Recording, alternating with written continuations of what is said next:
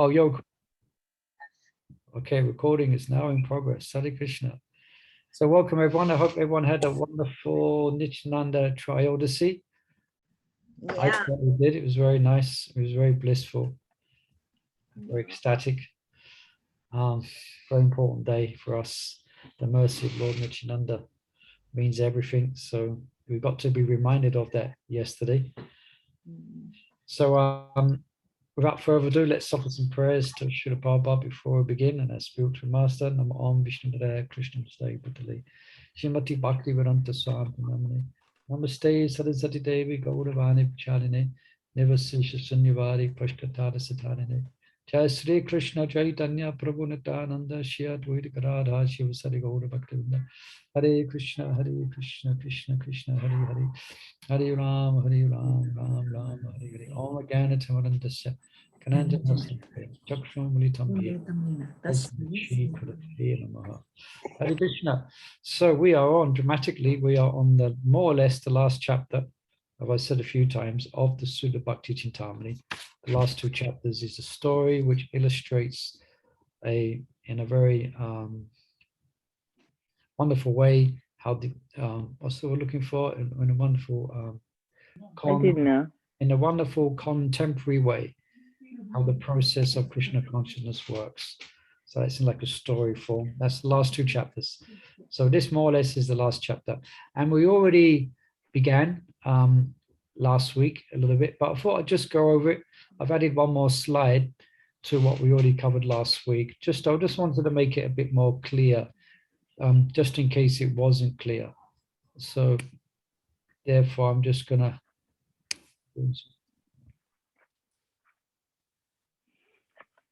Yeah. So I'm just going to go over it again, if that's okay. We only made it. We only got into a few slides. So can I just ask one of my technical questions again? Can you see a black box coming up on the screen? Yes, we can. You can. And it's every one of us searching after some mellow. That's what you said? No, but you can't see. That's what it says. But you can't. Well, the original spiritual mellow. Yes. No, it's okay. That means you can't see what I don't want you to see. That's okay. Then you must be relieved then. Yeah. So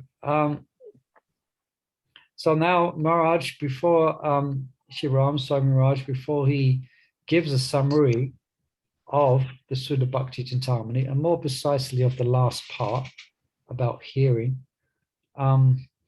he starts by describing mellows, the principle of mellows, both spiritual and material. So a little repeat from last week, but only for 2 or 3 slides. So so it's good for us to know the underlying principle of mellows, because a reflection of those is the reason why we're here in the material world. Yeah, so we're going to look at that. So there's here mentions there's 3 types of mellows. There's original spiritual mellow, okay? Then there's essential mellow and emotional mellow. And so this is the material one here. It's quite obvious, I suppose. This is the material here. Okay, excuse me, pen's go. This is the material, and this is a reflection of this one here. Yeah, it's reflected here in this material world. And this whole material world is a reflection of the perfect spiritual world, and it is a perverted reflection. Yeah, but still, it has, because it's a reflection, it has some similarities. Yeah. So in the material, we have the sensual mellow and the emotional mellow. The sensual mellow is not the same in the spiritual world because we don't have a material body. Yeah. But still, there's some similarities. An emotional mellow is more to deal with relationships. So Okay, so then, oh God, yes. Hare Krishna Prabhu. Just Yes, understand. Thank you, Prabhu. Understand a bit more what you said. Can I quickly ask a small question, Prabhu? please Yes, do. Prabhu. Good on I this. was thinking, we say Krishna consciousness is all about emotions, but it is not sentimental. Is that right? That statement. It's not That, sentimental, but it is to deal with emotion because, as you said, it's about relationship. yeah, very much Krishna consciousness ultimately is about emotion, and the supreme emotion is Yeah, actually expressing love for Krishna. yeah, yeah. But But, it is not but sentimental. it's not speculative and it's not sentimental. Yeah, okay. Sometimes to distinguish between both may Yeah, not be so easy in the beginning, but yeah, there is a difference. And what we're describing now will perhaps highlight that. okay. Yeah. It's a Thank you, Prabhu. difference. Yeah, but it's a good point. Thank Yeah. you, Prabhu. So in chapter 19, you may not remember, but we did describe what constitutes rasa. And what constitutes rasa is these 5 subjects here. Okay. Now, we have Stahi Bhav. I'm sure we know this. We're studying Synecdoche devotion. That's a constitutional identity. Then Vibhav is a cause of ecstasy, and subsequent symptoms is known as Anubhav. Then transformations from emotions is Sattvika Bhav, and further transformations is Vyapachari Bhav. So Stahi Bhav, say for instance, is Mavya Soda's relationship with Krishna. Vibhav, what's the ecstasy that causes that when she sees Krishna's, say she may see Krishna's shoes, so known as the Udipan, and it heightens her Stahi Bhav. It causes ecstasy, heightens her mood, samava, yeah. And that there's from that ecstasy, there will be Anubhav, and she may decide in her ecstasy, she may desire to embrace Krishna and kiss his head and or smell his hair. Okay. Now, Sattvika Bhav, you heard it, Asta Sattvika Bhav. Now, these Anubhavas, a devotee decides he or she is in control and they decide to express their ecstasy in a certain way. Or Sattvika Bhav, they have no choice. It just erupts from within and has physical effects on the body, like standing of the hair, shedding of tears. That's Sattvika Bhav. And then that further transforms into further, there's 33 listed Vyapachari Bhavas. All this is described, we have read about in the Nectar of Devotion. Okay. So that's how they, and all of them together, that constitutes rasa. Okay. Now then we gave the example, sorry repeating this, but it's good to repeat things so we can remember. So how to relate to this, then Maharaj gives the example of eating a sweet ball. Here I've put a picture of a rasgulla. Yep. Hope that's okay. So one may have a natural inclination to eat sweets. Yeah. So that's the Stahi Bhav. They always have a nice connection with sweets. Say a brahmachari has a nice connection with eating sweets. Yeah. And now the sweet ball itself, the rasgulla itself, just helps to enhance that attachment to sweets. So that's called vibhava. So just before we continue discussing in this way, this is looking at how we experience what's in the spiritual world as far as rasa, and how it becomes it's exhibited in a similar way here in the material world, but Krishna's not the center. So here we're speaking about the sensual attraction. We're speaking about here the sensual mellow, which is in relationship to the senses and the sense objects. So one goes through these in one way. you could say one goes through these 5 things in regards to matter. But originally, it's all with Krishna in the center. So here now we're given an example of the sensual mellow. Okay, if I'm speaking too fast on these points, you please stop me and ask for clarification. Yeah. Yes, So, Prabhu, it is. We need more. I don't know. For me, I need more deep in this. okay, well, just bear with us while I finish this example here. Just trying to give us a example of how these 5 work in regards to the essential or in the material world. So we're trying to give a very easy example that we can all relate to. That's eating, eating sweets. Yeah. So the constitutional identity or a fixation is sweets. So Mother Yasoda's constitutional relationship with Krishna is as a mother. So in this example, it's as a sweet eater. Okay. Now, when we see the sweets, it causes a certain type of ecstasy, we could say. So when Mother Yasoda sees Krishna, it causes her to enhance her attachment to Krishna. So it causes one's enhancement to sweets. Yeah. Now, then from actually tasting the sweet, there will be further symptoms, anubhava. Yeah. One may smile broadly upon eating the rasgulla, and the juice is going down one's mouth, and all one is smiling. Yeah. So there's further transformation, satvika bhav. Yeah. Where Mother Yasoda then she may smell, as I said, Krishna's head, or Krishna's hair, sorry. So someone who's very much in ecstasy because they're attached to sweets, they see the sweet, they eat the sweet, then they break out in a big smile. Yeah. And then they might become intoxicated from the sugar and start giggling uncontrollably because they've ate 10 rasgullas and they start giggling. So that's like sattvika bhav. Yeah.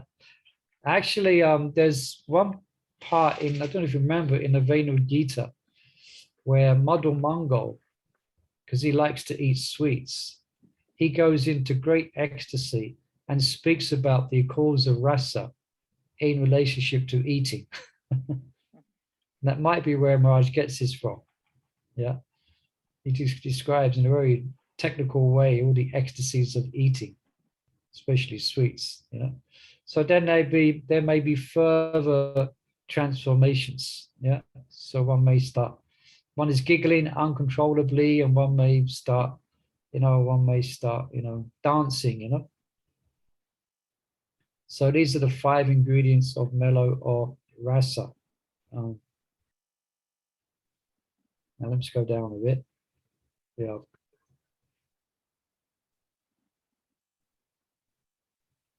Okay. Now that was the sensual mellow we just described. Now we're describing the emotional mellow. So this is more complex because it's to do with relationship between sentient beings. So we have the 4 types of relationship with Krishna. We have the Dasya Ras, or Sanchya Ras, Dasya Ras, Vatsalya Ras, and Conjugal Ras. That's correct, isn't it? Yeah. So say from servitorship to friendship to parent to conjugal. Okay, yeah. So it's to do with people. It's this is more emotional because it's between sentient beings. Yeah. Now, in the material world, both the sensual, this one, sensual means senses and sense objects, and the emotional one with sentient beings are all temporary, because Krishna is not the object. Yeah? Originally, all these sensual, even the spiritual body, emotional, is all in relationship to Krishna. But here in this material world, it's still there, but these same things are experienced in relationship to matter. You follow? Yeah. So they're temporary. Yeah. All temporary. So this picture is a Christian concept of an angel falling from heaven, falling from grace. Yeah. So that's a big conversation itself. How we came to get here, how the living entity, that's the whole subject. But we won't go there for now. We're here now. Somehow it happened. So we fall from the transcendental position. So we replace Krishna, who's their object, who's the Vishayi, the object, with mundane objects. Yeah. So you can get the picture now, it's becoming more clear. So here we think we can enjoy a higher pleasure as master rather than as a servant of Krishna. This is the illusion. Yeah. That's why persons in the material world, isn't it? They often dream of being the king or the queen, isn't it? Have these fantasies of being in charge. What would it be like to be the prime minister? What would it be like to be the king? What would it be like to be the foreman? What would it be like to be in charge of the company? Yeah. So somehow we had that same curiosity as it's described in some places. So therefore, we come to the material world. Yeah. But we become entangled then. Yeah. So we're searching. So we're searching for what we had in the spiritual world, like everlasting happiness. That's why we want to be happy every day, isn't it? The materialistic person, or we do want to be happy and joyful, or because that's our natural state. But you can't have it here in the material world if Krishna is not the center. It's just not possible. Because here, whatever joys, sensual or in relationship or relationships in the material world, because they're temporary, they can give no ultimate satisfaction for the soul. Yeah? I'm just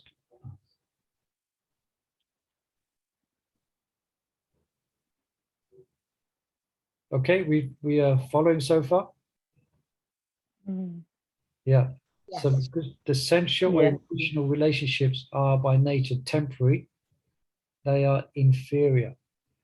The soul hankers for an original relationship with Krishna, but it cannot be found here in regards to matter. Now, when we when we see the futility of enjoying material mellows, that's generally when we may come to Krishna. Yeah. And when we understand a bit more clearly, then we try to, Raj describes here, we try to check the material enjoying propensity, like we take up certain principles that we follow, like the four regulative principles.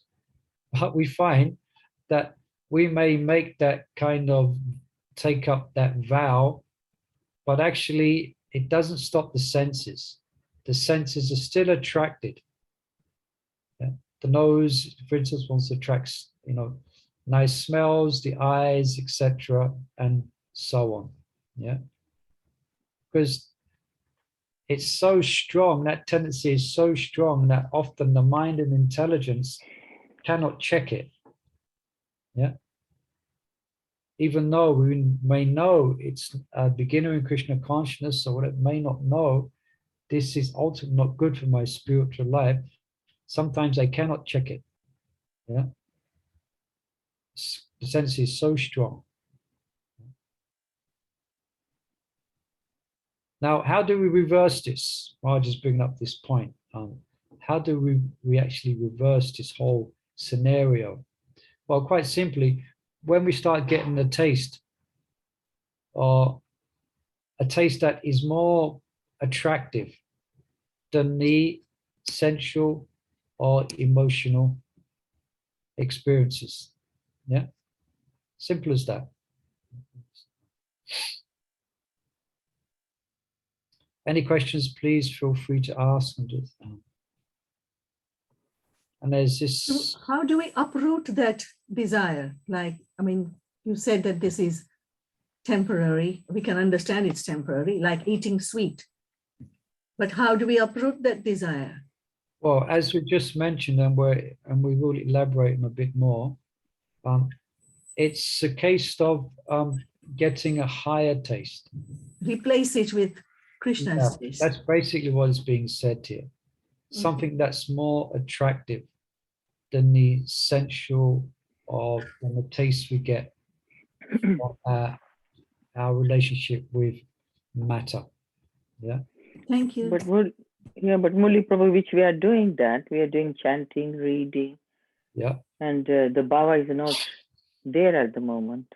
Well, that's another discussion. I mean, the development of Baba. But the point is that you would rather, well, what would you rather do? Would you rather come to Mangalati, or would you rather go to a nightclub drinking alcohol? What would you rather do, Suniti Priya? Of course, Mangalarti. Yeah. What does that mean? Yeah. It means you've got higher taste. It means you're going to feel better if you come to Mangalati. No? But then the higher taste is not strong enough to remove the desire. In some cases, it may not be, but eventually it will be. That's why this verse, Vishayani Nivatamde, Nirashadehana, Rajo Rasham, Rajo Pyasya, Param Drishta Navatate. This verse was on the slide, but I changed it just today. Anyone can say what the translation to this verse is, roughly? Vishayani Nivatamde, Nirashadehana, Rajo Rasham, Rajo Pyasya, Param Drishta Navatate. Any Bhakti Sastri students here? Yeah, Prabhu, I can tell that. Yeah. It means you cannot lose the taste of the lower things. Yeah, you showed it. She said, yeah. Go on. Until you develop the taste for the higher things, like the Krishna, Yeah, more or less. Then only the lower taste will go away. Yeah, more or less the translation to that verse, which Shauda is referring to. Last time you had this Bhagavad Gita 2.59. Yeah. The embodied soul may be restricted from sense enjoyment, though the taste for objects remains, but ceasing such engagement by experiencing a higher taste, he is fixed in consciousness. Yeah, so this we had there last week. I've just changed it here. So this verse says everything. It encapsulates what we've been explaining in a very wonderful way. And it's an answer to Raj Kishore's question as well. Yeah. So the embodied soul may be restricted from sense enjoyment. So no doubt the taste for the sense object is going to be there. But if we cease such engagements by experiencing a what? A higher taste. So that's a steady platform. Yeah. But what should we, I just read before, I just make this point because I think this question was asked as well. But this, it should be noted that this higher taste, let me just read it. It should be noted that devotees do not acquire this higher taste by immediately assuming their constitutional relationship with Krishna. So this higher taste is developed steadily, connecting one's senses and the sense objects to Krishna. Then slowly but surely, that taste will become more and more stronger. Yeah. Nimai Mata, you had a question there? Yeah, Prabhu. I don't know. Okay. When you said about dovetailing, it's basically going for the higher taste. Sometimes, if you have the Ashwarya Bhav, like controlling mentality, and even that can be changed to a Savieta mode, that is also getting a higher taste. Is that right, Prabhu? Yeah, you could say in one sense, if we have that nature, then better to use it in Krishna's service, but carefully, in a sattvic way. If we have that inclination, or we have that ability to engage people and to direct people. And no, Prabhu, what I meant is, even sometimes you have that controlling, sometimes you lose that, why I should do it? No, let me take a better, the lower position. So that also could be like getting the higher taste, getting the real into that, better to be a servant. In that way, is that right, Prabhu? Is that also possible, that getting a higher taste there? Difficult. I think you're speaking about a specific situation. Oh, So- no, Prabhu, not a specific, because there was one devotee was saying that, oh, somebody said my Aishwarya Bhav is coming up. The what? Aishwarya? No, one devotee was saying, my husband said my Aishwarya Bhav is coming up, and in a jovial way. So I looked at her and she said, yeah, see, so I have to really understand this. No, I can't bring my Aishwarya Bhav up. I have to understand I'm only a servant. So I remembered this, the way she expressed herself. So I thought maybe that is also in a way that we can change our mood. Well, yeah, I mean, that's underlying principle is that Yeah. we try to position ourselves in the mood of being a servant. Yeah, because we are servants of Krishna. Yeah. The more we can remind ourselves about that, then the better it is. Yeah, we are the servants of Krishna, the master of the Gopis. Yeah. Okay. Gopi Yeah. Bhadu Kamalayo Dasu Das Anudas. Yeah. Correct. The conclusion you came to is perfectly correct. And problems will come if we're trying to be the controller. Controller is Krishna.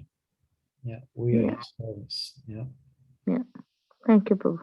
Yeah, but nice point. Yeah. So so the idea is that when a purification, ultimately when we become purified, then all these elements that we described here will become only in relationship to Krishna. Yeah. And I'll just go down here.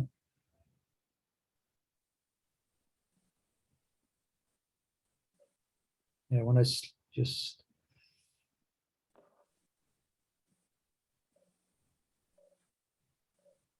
yeah, let me just read this here.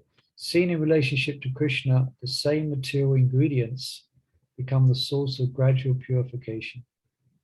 When purification is complete, all the elements of rasa, that's why I went to that slide again, will manifest themselves in their full spiritual glory. You know? And here's a quote from Narada Muni. So he says, "O good soul, does not a thing applied therapeutically cure a disease which was caused by that very same thing? follow. There's I know. Remember Navadvip many years ago. He was quoting this verse because he was very much, probably still is very much into alternative medicine. And the way medicine works is that, for instance, we could say, not a popular subject at the moment, but vaccination, that you get a little bit of the disease and you take that and you build up a natural immunity to that disease on a manageable way. So that means, so does not a thing applied therapeutically cure a disease which is caused by the very same thing. So we replace the objects of the senses with activities in relationship to Krishna. All right. So now we go on. This is where we got to last week. Now, half an hour left because now these verses, this is the beginning this week. Okay. Just wanted to go over that once more. So the inclination to hear. So what is being explained here is that what is it that we become inspired to dedicate everything to Krishna? So it comes from hearing about Krishna, yeah, and that we have a natural aptitude to hearing. We'd like to hear about people. We like to hear about events. We like to hear about, we very much like to hear gossip or this, whatever it may be. So instead, Prabhupada writes here, the inclination to hear something about others must be utilized in hearing the pastimes of the Lord. Then one can immediately evolve his transcendental nature. So transcendental nature, again, I'm going to go back to this slide. This is our transcendental nature. Yeah, these things here, let me get there. So I'm trying this out. This is our transcendental nature. Sorry, not quite go. That's these things here. Okay, I've got to get rid of that. Okay. Now, the concept of Krishna, the general concept of God that most persons can relate to, is in the mellow of servitude. Servitude. Interesting, we just had that, a question on that. Yeah. So that's generally what Christians, Muslims, Jewish people, they have strange concepts of God, but they have a concept of God. That is that he is the supreme autocrat. He is the supreme master, and we are his servants. So that's the mellow of servitude. Yeah. But Krishna revealing himself in higher rasas of friendship, parenthood, and conjugal love, that is generally unknown. Yeah, it's generally not known. Only within Vaishnavism or Gaudiya Vaishnavism is that really appreciated. Even in Sri Vaishnava tradition, the mellow is servitorship. There is no friendship, parenthood, or conjugal love. Yeah. So becoming attracted to that, is if we hear about these loving exchanges and the sweetness of these loving exchanges between Krishna and his friends and his parents and the Gopis, yeah, then we develop we're inspired to, what Marge just got, is to actually taste that, is to actually have some understanding of that. Yeah. So, and here, then Marge brings up a question here that Krishna's exchanges, say with the Gopis, they're very, very intimate and often misunderstood. So the question that sometimes arises is, why did Krishna reveal these conjugal pastimes? Yeah, it's no, in other words, his dealings with the Gopis. Yeah, sometimes it can confuse even.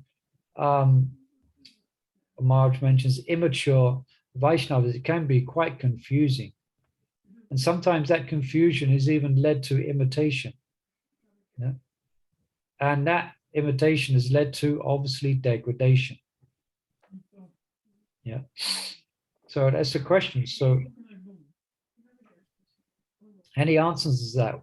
Why did Krishna reveal something that could be easily misunderstood and lead to degradation for some? Might not be an easy question, but let's put it out there as a question. If someone's to ask you that, why did Krishna reveal these pastimes? Isn't it most people are bound to get the wrong idea? And it's He true. has to filter out the devotee. Only the pure devotees can get through. Okay, that's one answer. Maybe some they are atheistic and they try to give them a glimpse. Sorry, Mihai, I didn't hear the beginning. Maybe some of them they are atheistic, so Krishna will reveal himself to just try to correct them a little bit. And Yeah, I'm not sure about that. I mean, yeah, I'm not exactly sure what you're trying to say. Definitely atheistic people, but so why did, I mean, you thought Krishna, I mean, why would Krishna reveal this? Why not just keep it very, very confidential? Yeah, because Krishna, that's his personality. Like the Rasa dance is his, and he's revealing himself in full, and he doesn't, you know, that's an essential part of knowing Krishna is his Rasa dance. And if some people are going to misinterpret it, then that's their that's a misfortune. Yeah, And also, Prabhu, yeah, I was thinking, yes, if you really want to understand Krishna, you have to understand him in full. Yeah, so you're going on from what Mother Lavanga said, and that's correct. Yes, 10 points for Mother Lavanga and also me, my mother. Yeah, this is what has been. That's why, because if Krishna hadn't displayed his relationship with Gopis, then how would anyone know it actually exists? And that is part of Krishna's supreme personality, and it's actually there. So then how would anyone aspire for it? Yeah. It should be, yeah. So we have explained before that this spiritual rasa, it cannot be invoked artificially. So real appreciation of Krishna's relationship with the gopis, it can be only understood as we become purified and detached from sensual or detached from matter. Okay, to that degree that we are detached from mundane sensuality, then to that degree we can get insight into the pure sweetness and mellows of the exchanges between Krishna and the gopis. Yeah, you cannot have both. You have to turn away from one to appreciate fully and correctly Krishna's relationship with the gopis. Yeah.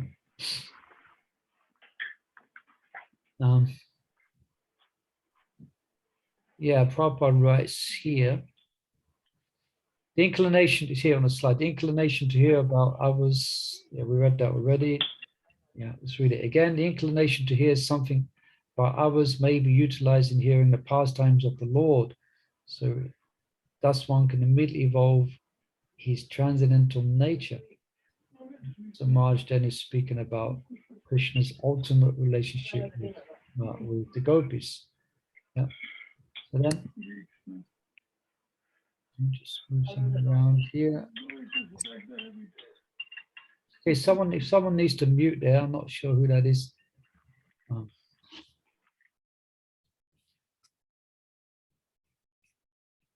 Okay, let's go on. Now, here's something, this is from the Chaitanya Charitamrita. It's actually a very interesting part where Krishnadas Kaviraj describes, he kind of gives an insight into Krishna's thinking. So before he appeared here on earth, he he was contemplating. And this is what he contemplated. I just quote here from the Chaitanya Charitamrita. When they hear about the pure love of the Rajrasis, he thought, they will give up the paths of mixed and regulative devotion and take to the path of spontaneous devotion. By perfecting the path of spontaneous love, they can enter my eternal pastimes in Goloka Vrindavan, the most spiritually exalted planet in the Vaikuntha sky. So that's, okay, this was Krishna's mind. Now this brings up another discussion which we have touched on before, that we won't elaborate on it now, but the path to obtaining Radha Krishna is spontaneous. Yeah, we spoke about that before. So Krishna wanted to come to reveal that. Now, that's why Krishna came, but most didn't understand that. Most people misunderstood Krishna, and they misunderstood his pastimes as well. So therefore, he came as who? Who is this person? Yeah, then he came. Yeah, this is how Krishnadas Kaviraj introduces the appearance of Lord Chaitanya Mahaprabhu. Yeah, so therefore, so he came, so Lord Chaitanya came to personally teach how to develop Raj Bhakti and to go back to Godhead. Yeah, so he introduced the chanting of the holy name. So that's the means to qualify. This is the purifying principle, is the holy name. And when qualified, devotees could then, through purification, they could hear of their original relationship with the Lord. They would understand and appreciate on hearing from Krishna book or the Srimad Bhagavatam and different Vaishnava acharyas. Now, that in itself holds the level of detachment for the ephemeral world, to this world of matter. And so here's a quote from Prabodhananda Saraswati Thakur. It's on the slide here. Who had heard of the supreme objective of human life called prema? Who knew the glories of the name Hari? Who was able to enter the sweetness of Vrindavan? Who knew about the supreme energy, Radhika, the perfection of wonderful Madhura Rasa? Oh brother, no one in this world knew of these wonders until the most merciful Lord Chaitanya revealed them and taught them to the conditioned souls. No one knew. It was known to a few very exceptional rare souls. One of them was Madhavendra Puri. Other than that, it wasn't widely known at all. Radharani, no one had heard of Radharani. Krishna's dealing with the Gopis and the Gopis, it wasn't known widely at all until the appearance of Lord Chaitanya Mahaprabhu. Yeah. Lord Chaitanya Mahaprabhu ki jai. Yeah.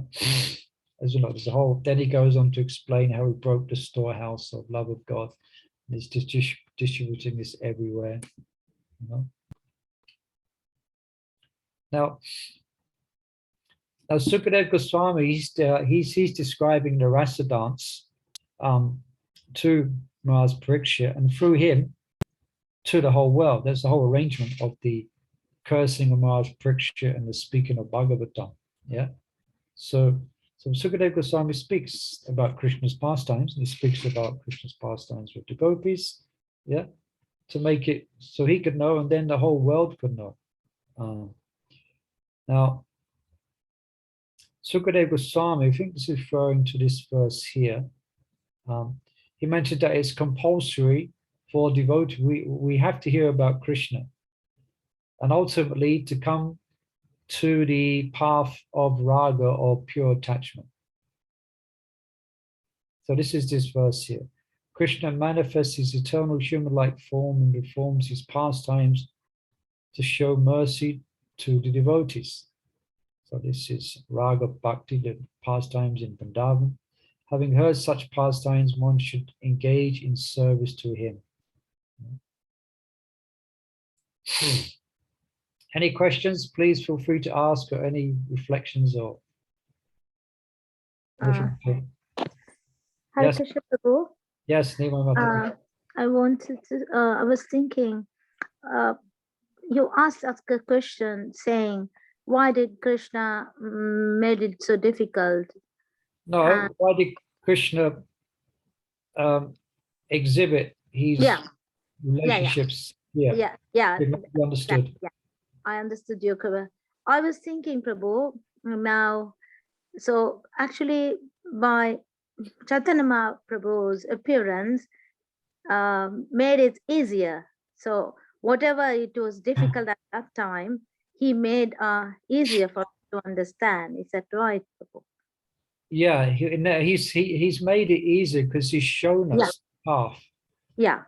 One, he's shown us, he's given us the sadhan, which is also the perfection as well, in the form of the holy name. Yeah. Otherwise, no one would be purified enough to actually understand Krishna's pastimes. Yeah. Okay. Only through the process of chanting, by the mercy of Lord Brahma Mahaprabhu, can one actually appreciate the purity and the sweetness of Krishna's pastimes. Yeah. Now, Krishna's pastimes, they have a special potency. So just by hearing them, and also remembering Krishna's pastimes, singing about Krishna's leelas, that's how we are saved from the, going back on this slide again, from this in relationship to matter. Yeah, that's how we purify these material mellow, and we develop this spiritual mellow. Someone's saying, oh, how do we do that? Well, it's through the process of hearing. Yeah, we chant the holy name, but we hear about Krishna's pastime. Sukadeva Goswami spoke Krishna's pastimes. And Maharaj is quoting the verse here that, in other words, he's saying that it's compulsory to hear about Krishna's pastimes in order for us to advance in love for Krishna, which a subsequent side effect is that we will be detached and we will let go of our otherwise conditioned nature. Yeah, in trying to enjoy the rasa of material enjoyment. Yeah. Right, that's the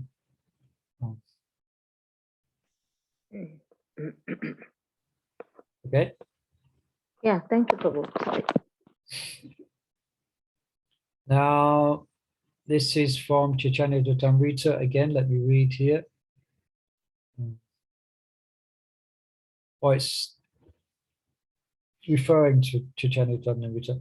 Of all the pastimes, Krishna's conjugal exchanges with the Gopis should be given special attention, for they bestow on fit devotees the most relishable mellow. Okay.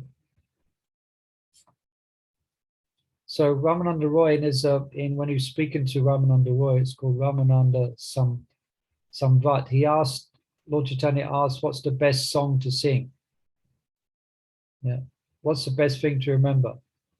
What's the best meditation? What's the best topic to hear? So Ramananda's reply was, loving affairs between Radha and Krishna is the one subject best suited for all things. Okay. Any questions or complaints about that? Yeah.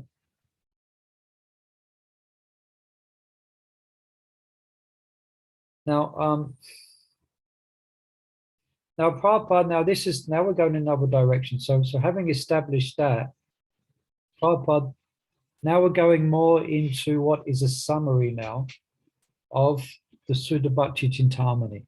Now we're getting into the subject of the chapter, which is a summary of hearing about Krishna. Because having said that, Prabhupada does clarify about hearing about Krishna's conjugal pastimes is not for everyone. Right? We've established the importance of it. Yeah, that's why Lord Chaitanya Mahaprabhu came. Is the highest mellow. but it's not for everyone. Yeah. Now it's for those who are, in the full sense of the term, for those who are liberated, they're at the stage of spontaneous attraction, which they've reached by the performance of the regulative principles. That's mentioned in Chaitanya Charitamrita. Yeah. So in other words, it's for devotees who are faithfully engaged in the process of devotional service. There's one verse, Shradangata, simply by hearing Krishna's pastimes with the gopis, one becomes free of Hritvogam, the actual disease of the heart. But who's that hearing person? That's someone who is Shradangata, who has faith. And this faith means deep faith. It can't be shallow faith. The faith in Krishna must be very deep. We must really understand that Krishna it's not material, he's fully spiritual. And the exchanges are completely pure and on the spiritual platform. One must have great faith in that. Then one can hear these pastimes, yeah, and not understand them in the wrong way. Yeah. So basically, it's not for neophyte devotees, Maharaj explains here, definitely not for non-devotees, and it's not for beginner devotees as well. Yeah. Even if they may have some attraction, then they should not necessarily hear them. Otherwise, they will get the wrong idea. And they will fall down into sensual, it just will remind them of their own sensual experiences in the material world. Yeah. So again, this is what Maharaj has been describing a few times throughout the book. Yeah.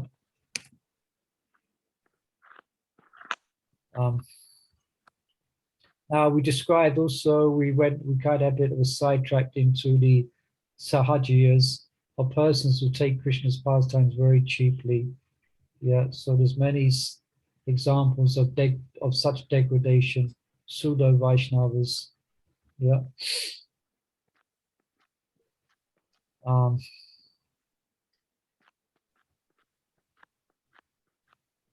Yeah, perhaps let me read this here.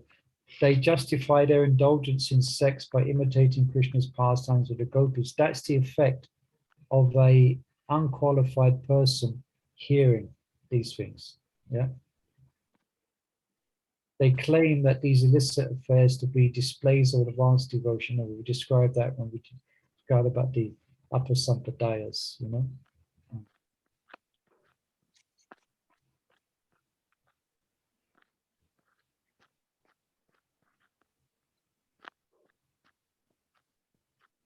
Okay, going down a bit. Yeah. So, any questions on this? Prabhu, Hare Yes, Krishna. thank you very much. Lots of questions. Yes, very good. Yes.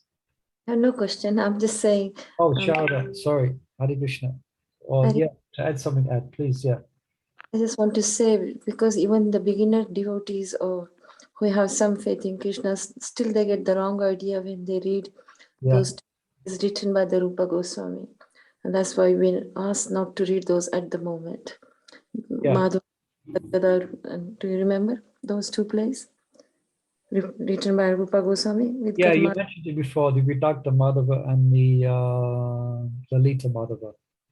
So we have to be very careful what we read and what we hear. Yeah, and that's what the rest of these slides are about, exactly about that.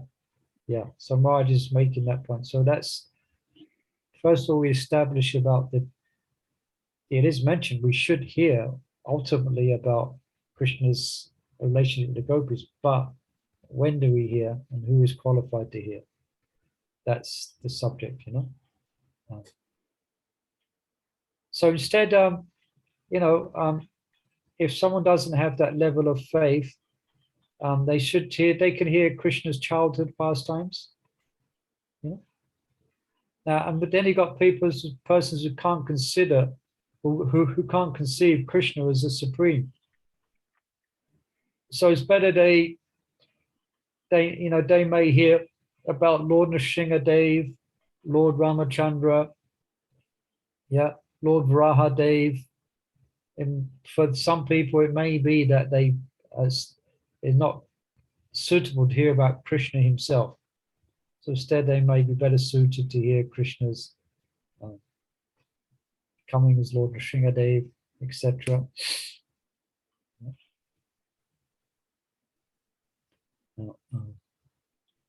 There's a prayer from Lord Brahma.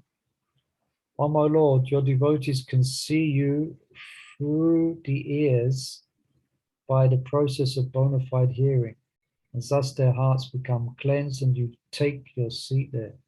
You are so merciful to your devotees that you manifest yourself in a particular eternal form of transcendence in which they always think of you.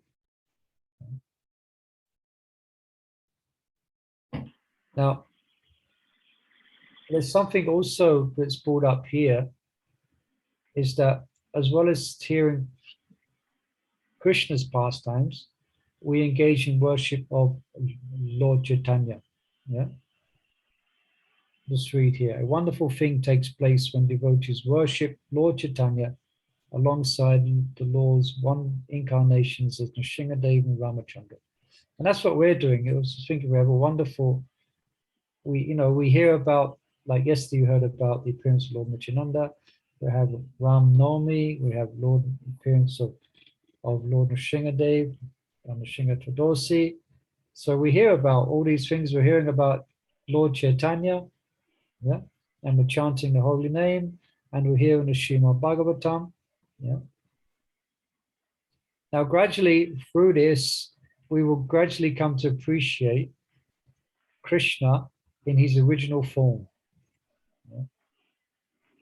Yeah, the thing is, Muli Prabhu as well, what you're saying is so true, and that's lovely praise that Brahma is saying that you are so merciful to your devotee that you manifest yourself in the particular internal form of transcendental in which they are always think of you. Yeah.